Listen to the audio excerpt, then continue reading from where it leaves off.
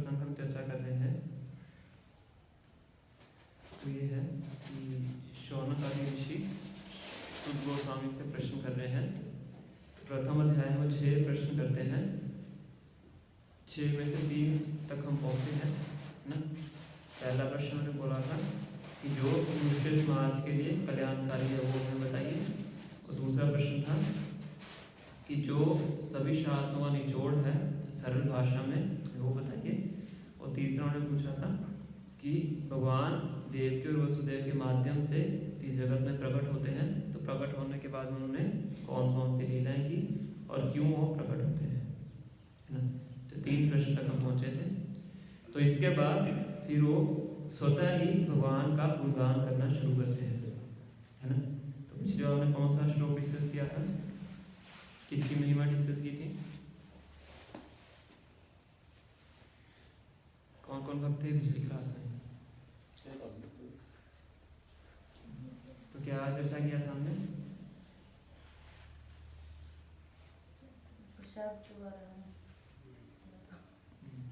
किसी और क्लास में, संडे की क्लास में किया?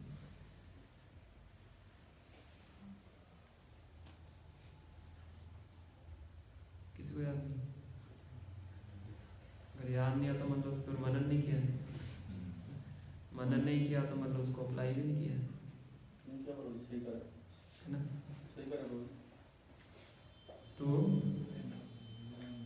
14वें श्लोक में जो शौनक आदि ऋषि थे वो स्वतः ही भगवान का गुणगान करना शुरू, भगवान के बारे में सुनना चाहते हैं, है ना। तो इतने उत्सुक थे कि खुद ही भगवान का गुणगान करना शुरू करते हैं, है ना। तो सबसे पहले भगवान के नाम का गुणगान करते हैं, है ना। आपन्नः संस्कृतिं घोरां यन नाम विदुषो वृणन् तथा सद्यो मुच्येत यह विवेकी स्वयं है। भगवान का नाम इतना शक्तिशाली है कि अगर कोई व्यक्ति विवशता पूर्वक भी भगवान का नाम ले लेता है, गलती से ले लेता है ना, तो भी वो उससे क्या हो जाता है, उसका तथा सुद्यो विमुच्येत, तुरंत ही वो इस भौतिक जगत के कष्टों से छुटकारा प्राप्त कर लेता है ना। क्यों? क्योंकि भगवान के नाम से मूर्तिमान भय भी भयभीत होता है। यद विभेति स्वयं भय, है ना। तो इसके लिए पहले पूरी चर्चा किया था कैसे संसार बहुत ही खतरनाक है, घातक है ना। फिर हमने चर्चा की थी कैसे इससे छुटकारा प्राप्त कर सकते हैं। तो ये हमने चर्चा किया था। तो आज का जो श्लोक है 15वां श्लोक, तो इसमें जो शौनक आदि ऋषि हैं भगवान के भक्तों का गुणगान करते हैं। नाम से शुरू किया उन्होंने, है ना। भगवान के नाम का गुणगान किया मतलब भगवान का ही गुणगान किया। अब भगवान के भक्तों का गुणगान कर रहे हैं, वो भी क्या है, भगवान का ही गुणगान है। इसी तरीके से वो भगवान का गुणगान कर रहे हैं, है ना। कि जिनका नाम इतना शक्तिशाली है तो वो कितने शक्तिशाली है ना। जिनकी शरण ग्रहण करके जो भक्त हैं वो इतने शक्तिमान हो जाते हैं, तो भगवान कितने शक्तिशाली, इस तरीके से भगवान का गुणगान कर रहे हैं। तो आज श्लोक में क्या बताया,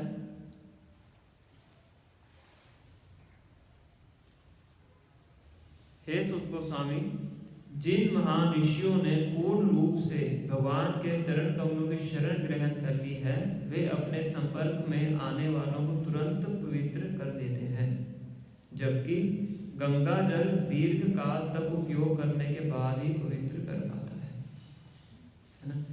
कि जिन लोगों ने भगवान के चरण कमलों की शरण ग्रहण की है ना, उनको भक्त बोला जाता है ना। तो जिन भक्तों ने भगवान के चरण कमलों की शरण ग्रहण की है, उनके संपर्क में कोई भी आता है तो क्या होता है, वो पवित्र हो जाता है ना। पर जो गंगा जल है वो कैसे पवित्र करता है, बहुत बार यूज करते हैं, बहुत लंबे समय के बाद पवित्र करता है ना। तो भगवान के भक्तों का गुणगान यहाँ पे वो कर रहे हैं।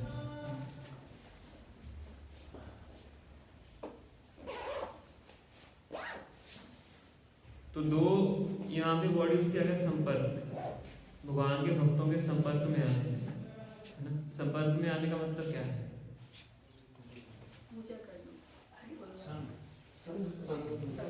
संग करने का मतलब क्या है,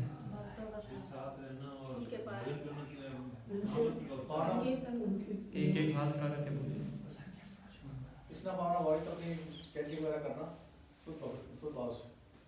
भक्तों के संपर्क में आने का मतलब क्या है? चैंटिंग तो घर पे भी कर सकते हैं। ऐसे लोगों के संपर्क में आना जो कृष्ण भावना भावित के साथ संपर्क में आने का मतलब क्या है? एसोसिएशन का मतलब क्या है? उनको देखना, उनको उनके फॉलो करना, उनकी बातों। अगर हम शुद्ध भक्त के संपर्क में आएंगे तो हम स्वतः ही धीरे धीरे उनके संपर्क से शुरू होते जाएंगे। वो तो ठीक है, पर संपर्क में आने का मतलब क्या है? संपर्क में आने भक्ति बढ़ती है, हम्म? भक्ति बढ़ जाती है और भक्ति आती है। वो तो सब ठीक है, मैं क्वेश्चन नहीं समझ में आया। मेरा कहने का मतलब ये क्या है कि संपर्क में आने का मतलब क्या है? किस चीज को कहते हैं कि मैं भक्तों के संपर्क में आ गया हूँ? पवित्र उनकी सर उनकी बातों को मानना, उनकी बात को मानना और पालन करना, उनके आदर्शों को फॉलो करना। आत्मिक भाव से सबने एक एक बोल दिया। तो संपर्क में आने का मतलब है पहला उनका दर्शन करना, दूसरा उनसे सुनना, सुनना। है ना? ऐसा नहीं उनके पास जाके मैं सीट पे बैठ गया तो उनका संग कर लिया। हरे कृष्ण। ना पोपा कहते थे कि जब कोई व्यास आश्रम में लेक्चर देता है तो व्यास आश्रम में मक्खियाँ भी आके बैठती हैं, तो उसका मतलब ये नहीं है कि जो मक्खियाँ हैं उनका संग कर रही हैं, है ना?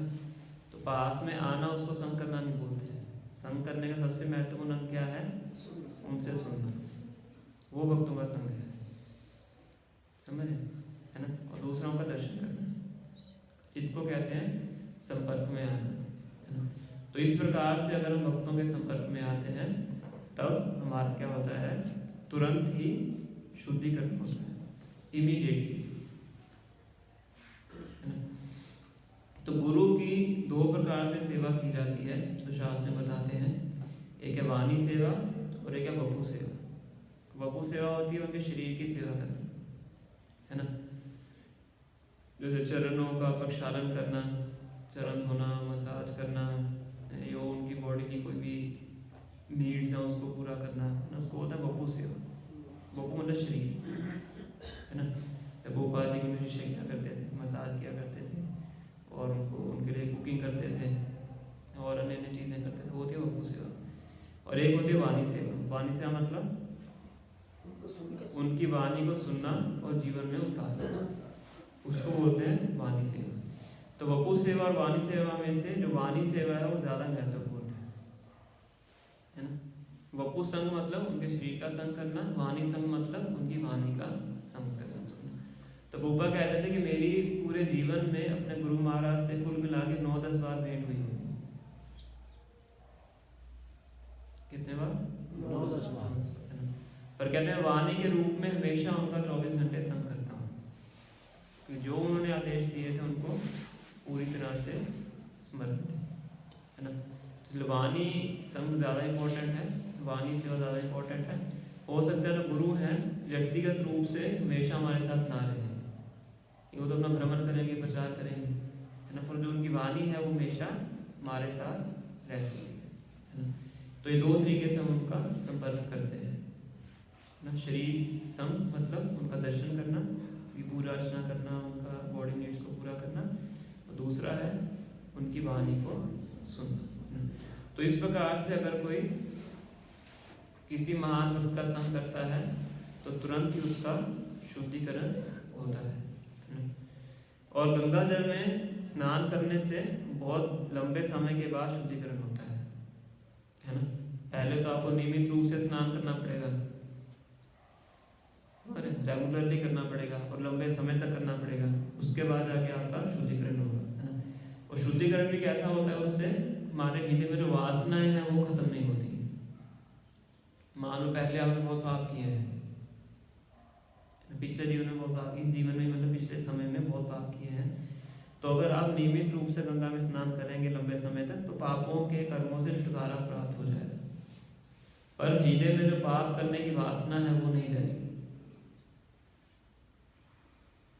समझ रहे? पर शुद्ध भक्तों का संग करने से क्या होता है? हृदय की जो वासना है वो भी खत्म हो जाती है, समाप्त हो जाती है, मतलब समस्या का जड़ से समाधान हो जाता है ना? ऐसा किसी पेड़ को काटते हैं, अगर आपने ऊपर से पेड़ को काट दिया तो समय आने पे पेड़ दोबारा उग जाता है, और अगर आपने उसको जड़ से काट दिया फिर पेड़ दोबारा नहीं होता है। इसलिए खेतों में आग लगा देते हैं ना, कि आगे अगर कुछ जड़ों तक जाके उसको जला देती है तो दोबारा वो पौधे उगते नहीं है, तो किसानों को दिक्कत नहीं होती है। अगर उसे काट के छोड़ देंगे तो जड़ उसके अंदर ही रहेगी, बाद में परेशान रहेगी, है ना। तो इसीलिए जब शुद्ध भक्तों का संग करते हैं तो समस्या है जड़ से ही खत्म हो जाती है। और गंगा हालांकि भगवान के चरण कमलों से निकली है, इसलिए गंगा के अंदर शक्ति आती है पूरे जगत को पवित्र करने की, है ना। तो जब भगीरथ, हम सब जानते हैं जो भगीरथ है वो गंगा जी को कहाँ से कहाँ लाते हैं, कहाँ से लाते हैं, स्वर्ग से लाते, भगवान के धाम से नहीं लाते, स्वर्ग से लाते, धाम से। तो गंगा तीनों लोकों में है। स्वर्ग में मंदाकिनी के नाम से जानी जाती है, यहाँ पे गंगा, और नीचे भोगवती के नाम से पाताल लोक में वहाँ भी जाती है। तो भगीरथ गंगा जी की बहुत तपस्या करते हैं, मतलब इतनी तपस्या होती है कि 3 पीढ़ियों तक तपस्या करते हैं। तो तीसरी पीढ़ी में भगीरथ आते हैं, पूरा भागवत में इसका प्रसंग आता है स्वास्थ्य टाइम का। तो भगीरथ गंगा देवी को तपस्या करके प्रसन्न करते हैं, उनसे रिक्वेस्ट करते हैं कि आप धरती लोक पे आइए, यहाँ पे आइए। उनके जो पूर्वज थे 60,000 पूर्वज, उनकी मृत्यु हो गई थी, सगर महाराज के जो पुत्र थे, तो उनका उद्धार गंगा जी से ही होना था, है ना। तो गंगा देवी फिर उनको ये प्रश्न करती है जो हमने यहाँ पे डिस्प्ले किया हुआ है ना, किम चाहम न भुवम यश्चे नरा मयि अमिजन्ति अघम मृजामि तद अघम क्वाहम राजम तत्र विचिन्त्यता। 9वां स्कंद 9वां अध्याय 5वां श्लोक है। O king, I do not wish to go down to the planet Earth, कि हे राजा मैं धरती पे आना नहीं चाहती हूँ। क्यों? For there the people in general will bathe in my water to clean themselves the reactions of their sinful deeds।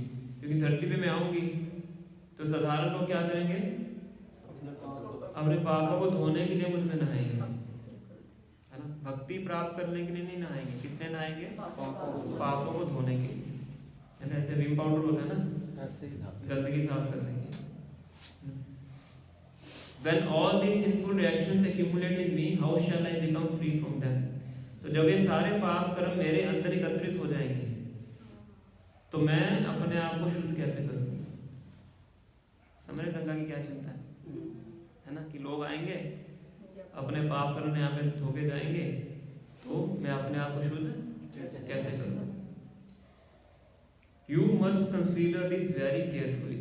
Bhagirath को कह रही है, आपको मुझे बुला तो रहे हो आप नीचे, पर इस बात का पहले जवाब दीजिए, है ना, कि मेरी सफाई कौन करेगा। तो भगीरथ अगले श्लोक में बताते हैं, श्री भगीरथ वाचा साधो न्यासिना शांता ब्रह्मेष्ठा लोक पावना हरन्ति अगम त्यं संगा तेष वस्ते विद्धरि। Bhagirath said, those who are saintly because of devotional service and are therefore in the renounced order, free from material desires, and who are pure devotees, expert in following the regulative principles mentioned in the Vedas, are always glorious and pure in behavior and able to deliver all fallen souls। कि जो साधु हैं इसलिए क्योंकि भक्ति का पालन करते हैं, विरक्त आश्रम में है, भौतिक इच्छाओं से मुक्त हैं, भगवान के शुद्ध भक्त हैं, शास्त्रों के विधि विधानों का पालन करते हैं, मतलब 4 नियमों का पालन करते हैं, वो हमेशा महिमाशील हैं और अपने आचरण में शुद्ध हैं, तो उनके अंदर क्षमता है कि पतित आत्माओं का उद्धार कर सकते हैं। When such pure devotees bathe in your water, the sinful reactions accumulate from other people will certainly be counteracted। For such devotees always keep in the core of their hearts the supreme personality of Godhead who can vanquish all sinful reactions। तो जब ऐसे भक्त आपके जल में स्नान करेंगे तो आपके अंदर जितने पाप कर्म इकट्ठे हुए हैं दूसरे लोगों के नहाने से सारे पाप कर्म क्या हो जाएंगे, खत्म हो जाएंगे। क्यों? क्योंकि ऐसे भक्त हमेशा अपने हृदय में भगवान श्री कृष्ण को धारण करके रखते हैं, जिनके अंदर क्षमता है सभी पाप कर्मों का छुटकारा पाने की। समझ रहे हैं? नहीं समझ रहे? तो भगीरथ ने बोला है कि जब भगवान के शुद्ध भक्त जो कि भगवान की शुद्ध भक्ति करते हैं, शास्त्रों के विधि विधानों का पालन करते हैं, जब वो आपके पानी में स्नान करेंगे तो आपके अंदर जितने भी पाप कर्म इकट्ठे हुए हैं दूसरे लोगों के नहाने से आपको सारे पाप कर्मों से छुटकारा प्राप्त हो जाएगा। क्योंकि जो शुद्ध भक्त हैं हमेशा अपने हृदय में भगवान श्री कृष्ण को धारण करते हैं। और भगवान श्री कृष्ण कौन है? जिनके संपर्क में आने से सारे पाप के कर्मों का छुटकारा हो जाता है। तो गंगा जी को पवित्र करने वाले कौन है? भगवान के शुद्ध भक्त हैं। उनके संपर्क में आने से गंगा जी भी शुद्ध होती है। तो कोई भी उनके संपर्क में आता है क्षण भर के लिए भी उनका क्या होता है? शुद्धिकरण होता है। तो एक बार विदुर जी की भेंट होती है ऋषि महाराज से। जब विदुर जी को जो दुर्योधन होते हैं राजपाट से निकाल देते हैं, क्योंकि विदुर उनको बहुत अच्छी सलाह देते हैं धृतराष्ट्र को कि अगर अपना भला चाहते हो, पूरे कुरुवंश का भला चाहते हो तो दुर्योधन को यहाँ से निकाल दो। धृतराष्ट्र कहते हैं और दुर्योधन को पता लग जाता है कि दुर्योधन उनको भरी सभा में मानित करके वहाँ से निकलने के लिए कहते हैं। तो विदुर जी को बड़ा अच्छा लगता है कि तो बड़ा अच्छा मौका है, यही काम करने तुम आया था यहाँ पे धरती पे वहाँ की भक्ति करने के लिए। तो सब कुछ छोड़ के तीर्थ स्थानों में भ्रमण करने के लिए चले जाते हैं। तो फिर वहाँ पे उनकी भेंट होती है ऋषि महाराज की किसी और जगह पे उनके साथ विदुर जी से भेंट होती है। तो उस टाइम पे जो ऋषि महाराज हैं विदुर को बड़ा सुंदर श्लोक का उच्चारण करके उनको ग्लोरीफाई करते हैं।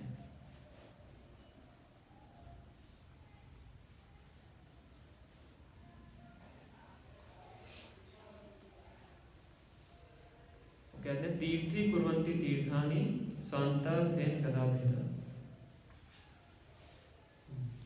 कि जब आप जैसे भक्त हैं गदा भीता मतलब जो भगवान श्री कृष्ण हैं उनको अपने हृदय में धारण करके चलते हैं, है ना। तो इसलिए जहां भी जाते हैं उस जगह को क्या बना देते हैं? तीर्थ बना देते हैं, है ना। तीर्थी कुर्वन्ति तीर्थानि स्वान्ता सेन गदाभेद, तीर्थ को भी तीर्थ बनाने वाले कौन है? भगवान के शुद्ध भक्त हैं। इस तरह से उनको ग्लोरीफाई करते हैं। और एक बार भगवान श्री कृष्ण कुरुक्षेत्र में पूरा जो वंश है यदुवंश है कुरुक्षेत्र में जाता है। ये 10वें संत में कथा आती है। उस टाइम पे सोलर एक्लिप्स होता है, ल्यूनर एक्लिप्स होता है, उस समय पे जाते हैं वहाँ पे स्नान करने के लिए। तो वहाँ पे बहुत से साधुगण आते हैं, तो उन साधुओं को स्वयं भगवान श्री कृष्ण उनका गुणगान करते हैं। बड़ा सुंदर श्लोक बोल के उनको बताते हैं।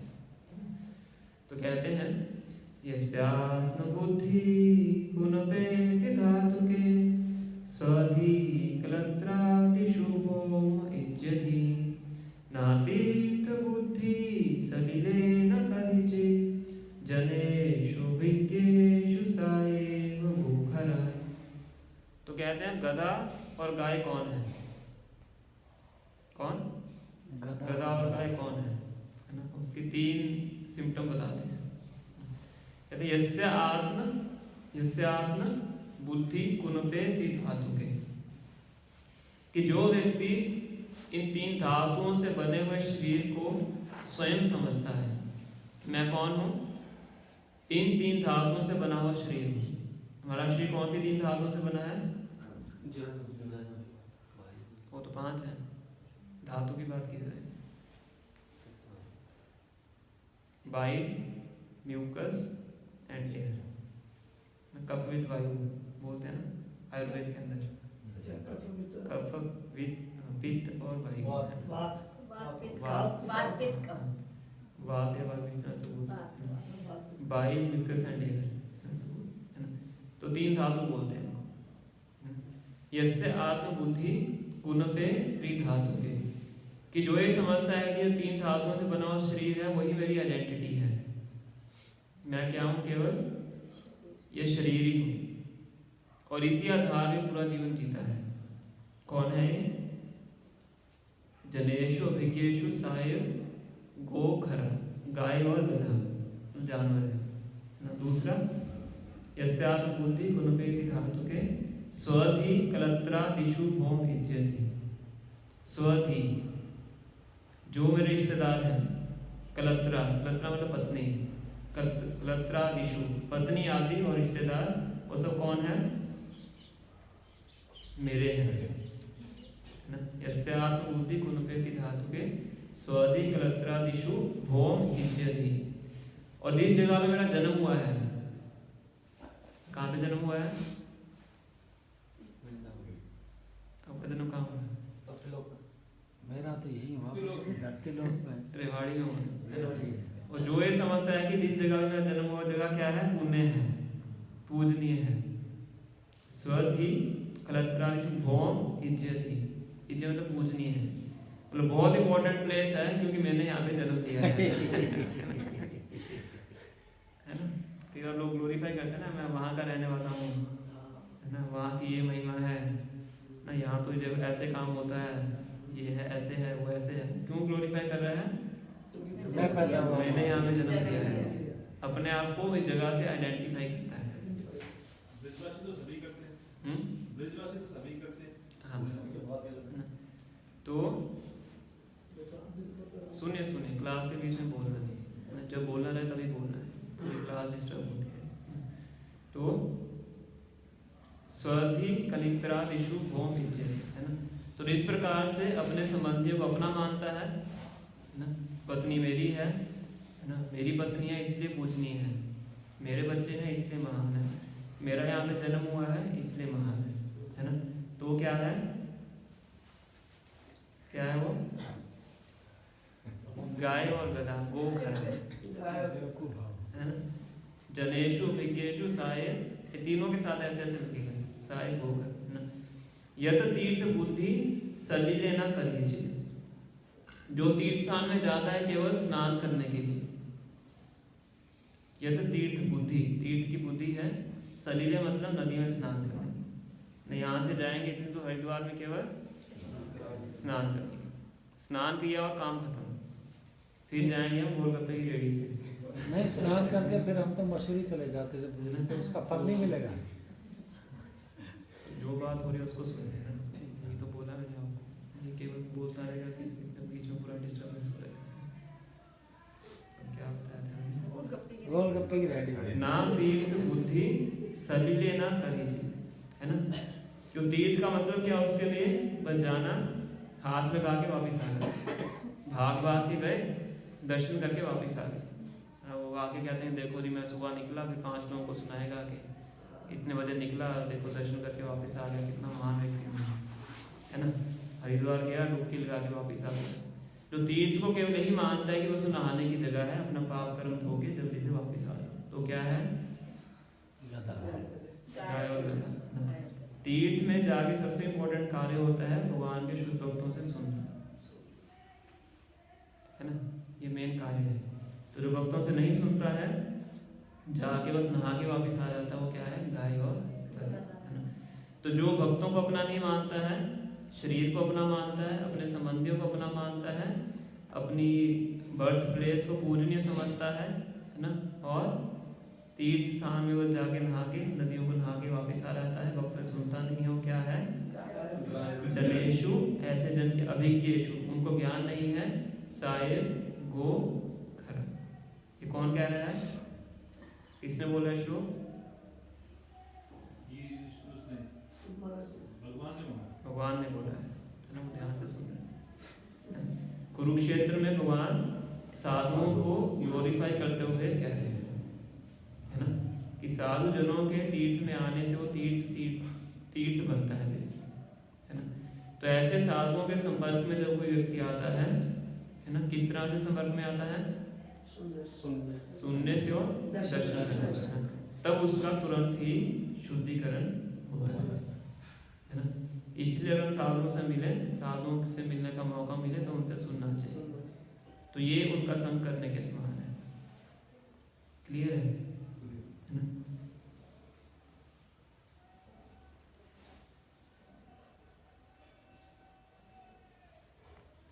प्रहलाद महाराज भगवान के शुद्ध भक्त कैसे बनते हैं?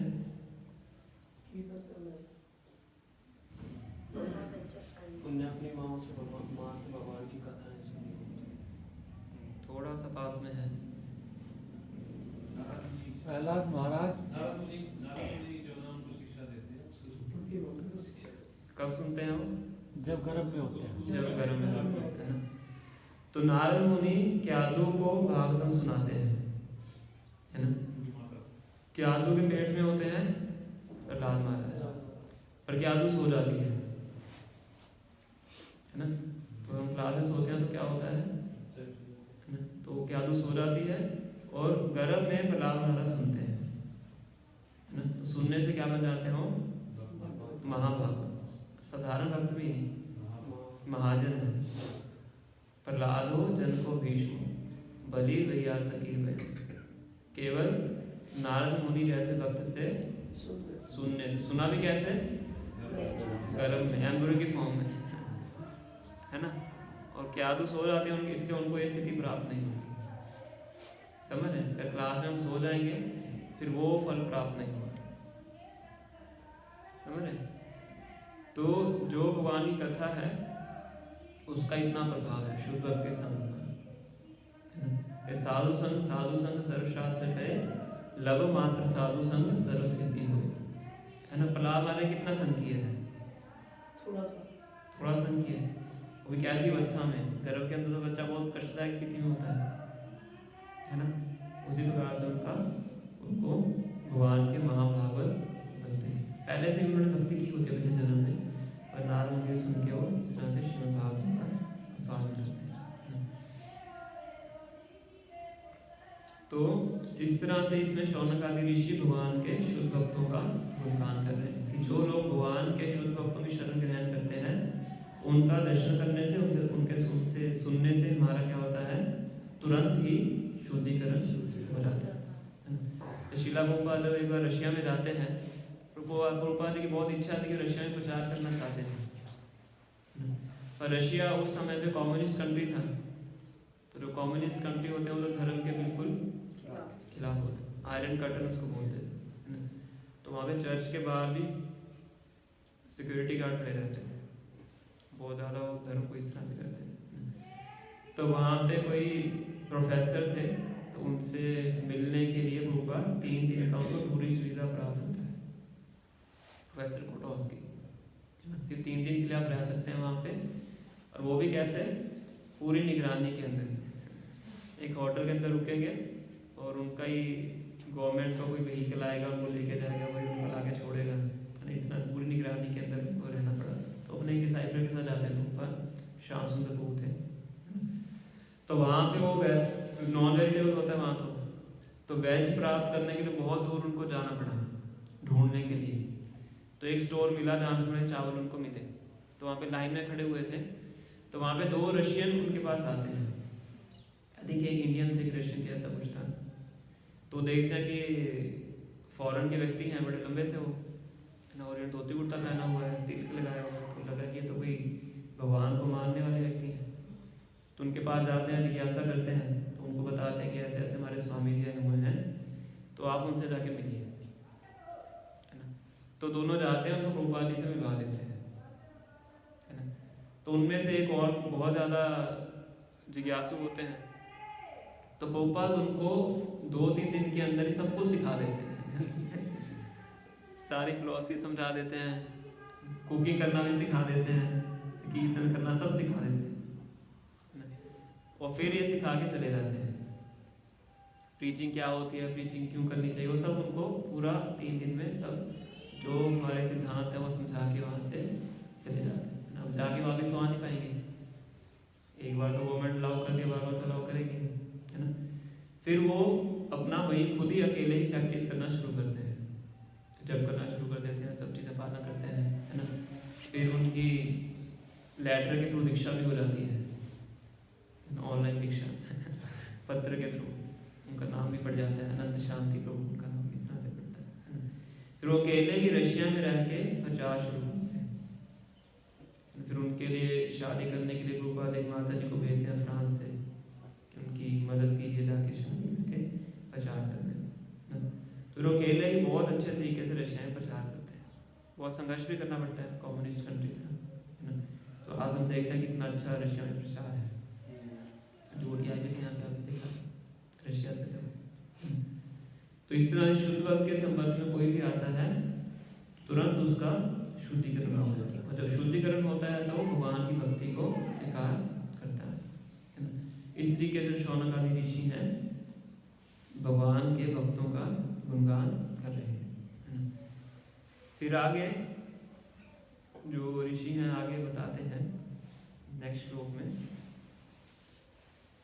श्लोक नंबर 16 में, को वा भावदस्तस्य पुण्यो श्लोके च कर्मणा शुद्धि कामो न शिनुया यशा कलिमलापहम्। हु इज देयर, ऐसा कौन है, who is there desiring deliverance from the vices of the age of quarrel, who is not willing to hear the virtuous glories of the Lord। तो ऐसा कौन सा व्यक्ति है जो ऐसे भगवान के महिमा को सुनना नहीं चाहेगा। कैसे भगवान, जिनका जो नाम है तुरंत ही मुक्ति प्रदान कर देता है, जिनके भक्तों को दर्शन करने मात्र से ही शुद्धिकरण हो जाता है। तो ऐसे भगवान के बाद ऐसे भगवान का गुणगान कौन नहीं सुनना चाहिए ना। तो जो व्यक्ति इस कलयुग के कलमशों से अपने आप को मुक्त करवाना चाहता है, तो ऐसा कौन सा व्यक्ति है जो भगवान का गुणगान नहीं सुनेगा। मतलब क्वेश्चन रेज करते हैं, एक बात को कहने का गलत तरीका है ना।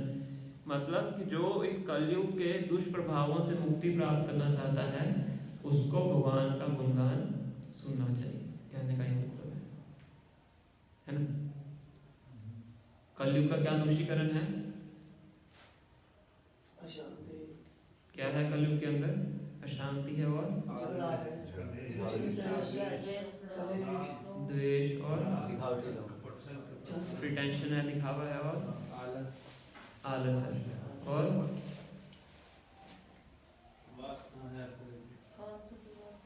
सब चीज आ गई। तो ये देखिए तो प्रथम स्कंद में आगे हम देखेंगे कि परीक्षित महाराज की कलयुग से भेंट होती है।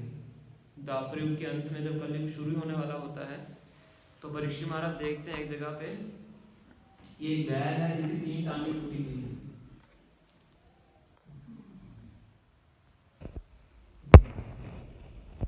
तो वो फिर उस बैल से पूछते हैं, जो वहाँ पे गाय भी होती है ना, फिर वहाँ पे कलयुग से भेंट होती है।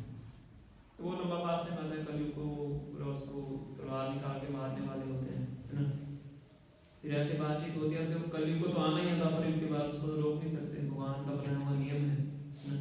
तो परीक्षित महाराज कहते हैं कि ठीक है, तुम मेरे राज्य में नहीं रह सकते, जब तक मैं हूँ यहाँ पे तुम मेरे राज्य में नहीं रह सकते। तो कह रहा फिर मुझे तो रहना ही है।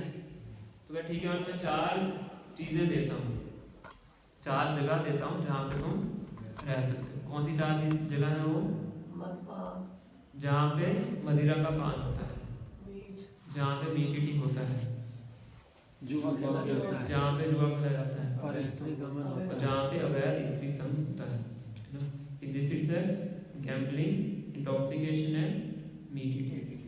तो जहाँ पे 4 एक्टिविटीज होती है वहाँ पे कलयुग को रहने की अनुमति है। फिर कलयुग ने बोला कि आपको आपके राज्य के अंदर तो ये संभव नहीं है, कि वो तो इतने प्रभावशाली राजा थे, भगवान के भक्त थे, तो उनके राज्य में तो 4 क्रियाएं हो नहीं सकती, तो मैं फिर कहाँ पे रहूँगा। तो कहते ठीक है, मैं तो 5 ही जगह देता हूँ कि जहाँ पे बहुत सोना है वहाँ पे जाके रह सकते हो, और जहाँ पे बहुत ज़्यादा धन है ना, तो वहाँ पे कलयुग रहता है। इसे जहाँ पे बहुत ज़्यादा धन है वहाँ पे बहुत हाई प्रोबेबिलिटी होती है कि ये 4 क्रियाएं होती हैं, कलयुग वहाँ पे है ना।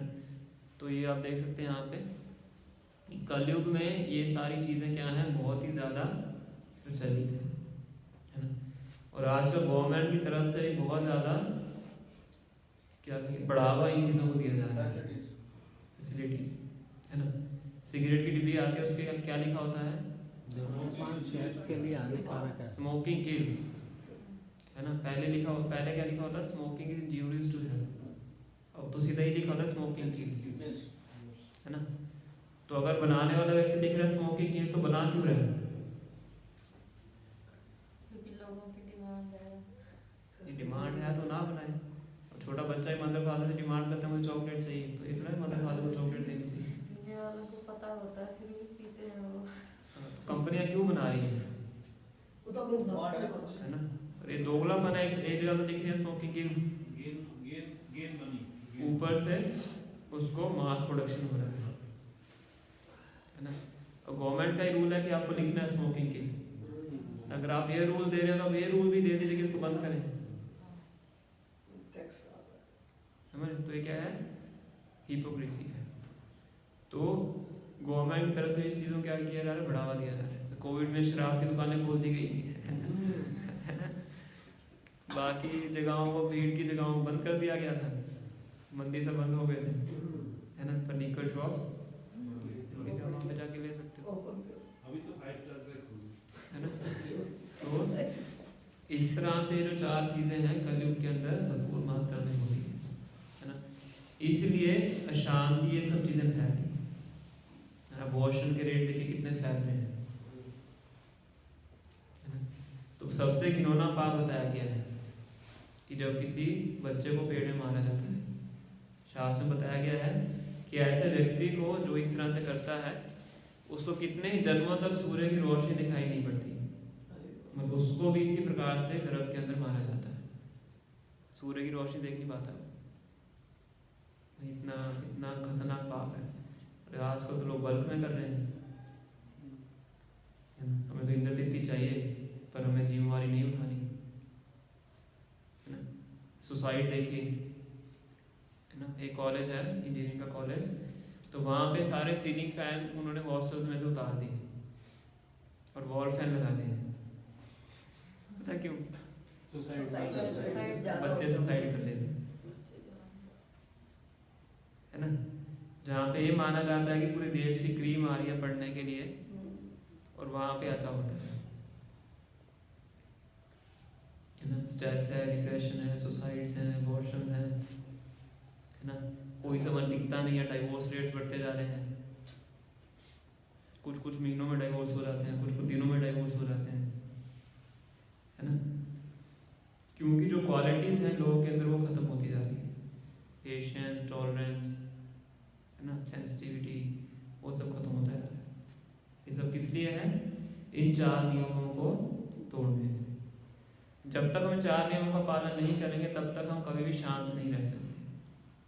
अगर आपको भौतिक दृष्टि से भी सुखी रहना है, पीसफुल रहना है, तो ये 4 नियम आपको पालन करने ही पड़ेंगे, अदरवाइज कलयुग वहाँ पे रहेगा।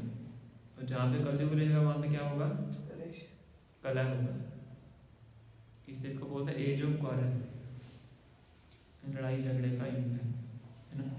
तो इसलिए शौनकादि ऋषि कह रहे हैं कि अगर जो व्यक्ति इस कलयुग के क्लेशों से मुक्ति प्राप्त करना चाहता है तो ऐसा कौन सा व्यक्ति है जो भगवान की कथा को सुनना नहीं चाहता, है ना। और जो भगवान की कथा को सुनता है तुरंत ही वो इन चीज़ों से छुटकारा प्राप्त करता है ना। जो कि बड़े बड़े क्लिनिक्स में जाके, बड़े बड़े साइकोलॉजिस्ट के पास जाके, है ना, जो चीज़ आपको प्राप्त नहीं हो सकती वो आपको भगवान की भक्ति में आके तुरंत प्राप्त हो सकती है ना। लोग कहाँ कहाँ जाते हैं मन को शांत करने के लिए, है ना। कोई हिल स्टेशन में जाएगा, कोई शांत जगह पे जाना चाहेगा, कोई डॉक्टर्स को कंसल्ट करेगा, कोई एंटी डिप्रेसेंट पिल्स लेता है ना। नशा छुड़ाने के लिए कैंप्स में जाते हैं इतने पैसे देके, है ना। तो अगर कोई व्यक्ति सीधा भक्ति में आ जाए उसको सब कुछ अपने आप प्राप्त हो जाएगा, सारा नशा अपने आप निकल जाएगा। पोपा दीपी लोगों को बोलते थे कि मैं आपको ऐसा नशा दूंगा कि ये जो नशा तुम आप कर रहे हो अपने आप ही छूट जाएगा। ये पोपा ने उसमें न्यूज़ रिपोर्टर्स को उसने भेजा था, तो उन्होंने लिखा स्वामी जी से स्टे हाई फॉर एवर। वो हर चीज़ को छापते थे। स्वामी जी क्या कह रहे हैं? Stay high for ever. ये जो नशा आप करते हो तो थोड़ी देर में उतर जाता है, मैं ऐसा नशा आपको दूंगा कभी उतरेगा ही नहीं। स्टे हाई, हाई मतलब उसको बोलते हैं नशे करने में। स्टे हाई फॉर एवर, हमेशा के लिए। और ये साफ सुथरा नशा है। उनकी भाषा में बात करते थे। एक व्यक्ति ने पूछा, पोपा अध्यात्म जगत कैसा है? आप हमेशा अध्यात्म जगत बोलते रहते हैं। वो कहते हैं अध्यात्म जगत है it is full of LSD। क्योंकि उसको LSD पता था क्या है, पूरा LSD से भरा हुआ है, इतना आनंद है वहाँ पे। उनकी भाषा में वो बस समझाते थे स्टे हाई फॉर एवर, है ना। तो जो भक्ति में आता है उसका अपने आप ही इन बुरी आत्माओं से छुटकारा प्राप्त होता है। तो कलयुग के 4 ये स्तंभ हैं, meat eating, gambling, intoxication, illicit sex. तो उससे हम बच सकते हैं अगर हम भगवान की कथाओं को ध्यान से सुनते हैं। तो ये शौनकादीशी कह रहे हैं कौन सा ऐसा व्यक्ति है जो कि भगवान की इन कथाओं को सुनना नहीं चाहता। कोना कुर्यात कथा रति, कौन भगवान की कथा को नहीं सुनना चाहिए। तो इसीलिए आप हमें क्या कीजिए, भगवान के जो अलग अलग अवतार हैं उन्होंने क्या क्या क्या अद्भुत लीलाएं की हैं उनका हमें वर्णन कीजिए।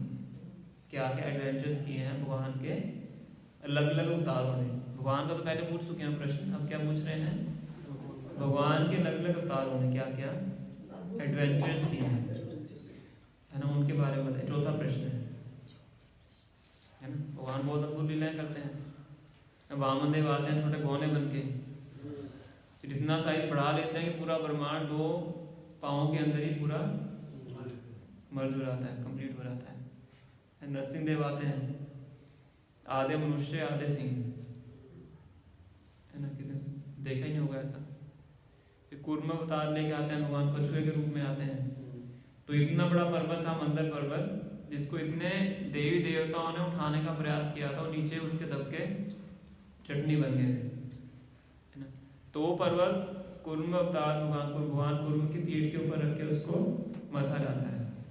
तो उससे भगवान की पीठ में खुजली होती है, खुजली जैसे होते हैं, खुजली करते हैं, तो उसे सुख मिलता है उससे।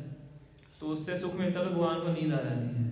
कूर्म अवतार में कछुए के रूप में आते हुआ, है ना, इतना बड़ा पर्वत होता है, उसके रगड़ने से उनको नींद आ जाती है। जिसके नीचे इतने बड़े बड़े देवी देवता नीचे उसके नीचे दब जाते हैं, है ना। तो बहुत सी भगवान अद्भुत अद्भुत लीलाएं करते हैं।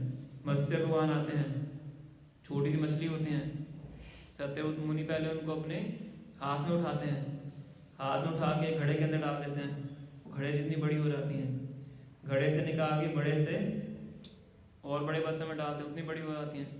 फिर एक तालाब में डालते हैं, तालाब जितनी बड़ी हो जाती हैं। फिर एक नदी में डालते हैं, नदी जितनी बड़ी हो जाती है।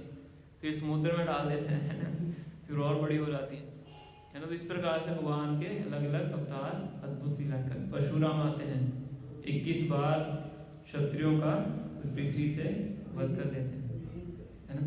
तो हमें उन सब की कथा सुनाई, सबकी कथाएं आती हैं श्रीमद् भागवत, आगे सुनाएंगे। तो ये उनका चौथा प्रश्न है ना, क्या क्या एडवेंचर्स किए हैं।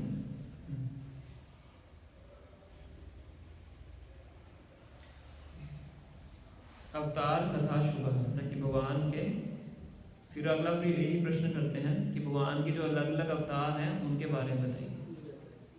चौथा प्रश्न है भगवान के अवतारों के ने क्या क्या एडवेंचर्स किए वो बताइए।